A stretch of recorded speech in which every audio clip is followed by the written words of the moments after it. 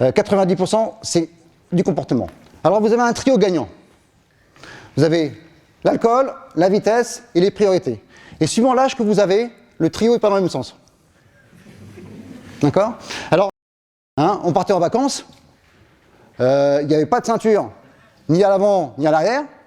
Les gamins, on les mettait comme on pouvait, hein, et puis on roulait, quoi. On arrivait quand même en vacances. Si ce n'est qu'il y avait 15 000 morts. D'accord? Alors, qui mettent une bâche, même dans le garage. Ils mangent à 7h et pas à 7h05. Hein? Alors, évidemment, il n'y aurait que les respectueux et les légalistes, il n'y aurait strictement aucun problème. Il n'y aurait pas de sensibilisation à faire. Ils représentent à peu près 50%. Eh bien, on va voir les 50% autres. Quand je dis kéké avec des jeunes, ils sont tous en train de regarder.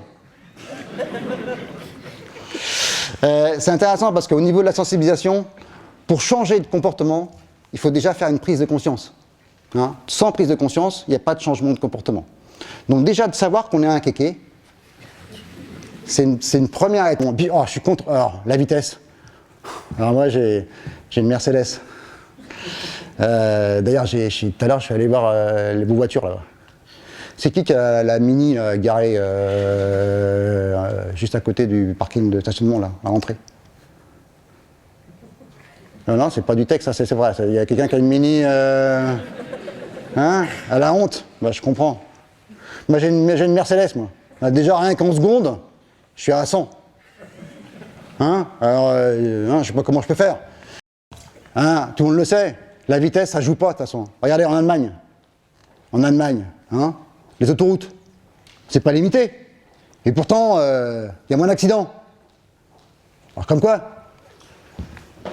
Puis l'alcool. Alors l'alcool, sans déconner, l'alcool, non, c'est n'importe quoi, quoi. Hier, j'étais avec mon collègue, un pot de départ, on a fait ça au jus d'orange. Alors, où c'est qu'on est passé, là? Hein? Puis de toute façon, l'alcool, je gère. Hein? De toute façon, généralement, dans ces cas-là, je mange un petit chewing-gum. Là, je bois un petit café. Je prends pas forcément les routes principales. Bon, je gère ça. Est-ce qu'il y en a qui ont peur d'avoir un accident? Alors, évidemment, quand vous n'avez pas peur, c'est là où vous prenez un risque. OK? Sécurité en entreprise. Hein? Ils le font. Hein, ils montent sur l'échelle. Mais je ne vais quand même pas lui dire qu'il ne faut pas monter sur l'échelle. OK, OK, OK. Alors, dans les centres de rééducation, hein, il y a beaucoup de gens qui ont des gros canards.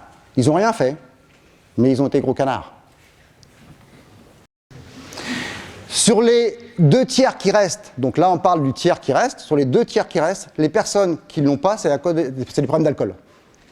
De gros problèmes d'alcool au volant. Ça veut dire que les gens qui perdent leur permis avec un point, plus un point, plus un point, plus un point, je crois, d'après les stats, il y en a 200 par an en France.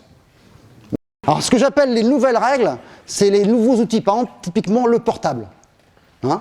Alors, dans les stages de récupération de points, vous avez des gens qui vous disent « Non, non, je ne téléphone pas en voiture. » Je réponds « Mais je ne téléphone pas. »